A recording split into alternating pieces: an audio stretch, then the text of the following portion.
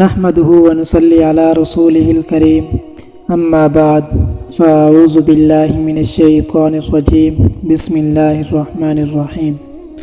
آج کی ویڈیو میں ہم بیان کریں گے کہ استخارہ کیسے کریں۔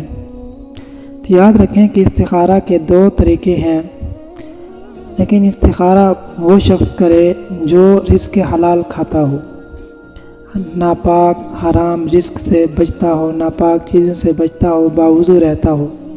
اور بہتر بھی یہی ہوتا ہے جس شخص نے جو امر معلوم کرنا ہو وہ خود ہی استخارہ کرے، دوسرے کو نہ کہے۔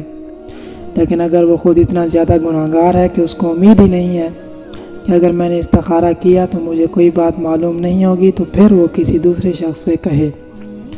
باقی استخارہ کا طریقہ کیا ہے اس کے بارے میں دو طریقے بتا دیتا ہوں۔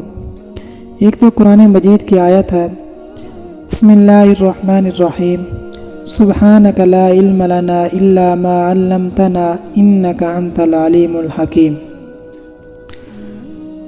اس کو پڑھنے کا طریقہ یہ ہے کہ عشاء کی نماز کے بعد خیالات فاسدہ کو دل سے نکال کر یکسو ہو کر 100 مرتبہ اس آیت شریفہ کو پڑھے، اور جس امر کا اس نے استخارہ کرنا ہے اس کو ذہن میں خیال کر کے اس کا سو جائے۔ انشاءاللہ اس کو خواب کے ذریعے معلوم ہو جائے گا کہ اس کے حق میں بہتر ہے یا نہیں۔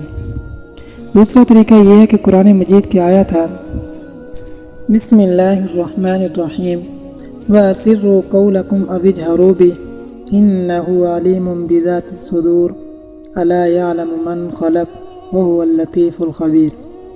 اس کا پڑھنے کا طریقہ یہ ہے کہ عشاء کی نماز کے بعد 2 رکعت نفل استخارہ کی نیت سے پڑھے، اس کے بعد ان آیتوں کو 101 بار پڑھ کر بغیر بات کیے سو جائے، انشاءاللہ درست بات معلوم ہو جائے گی۔ وآخر دعوانا ان الحمد للہ رب العالمین۔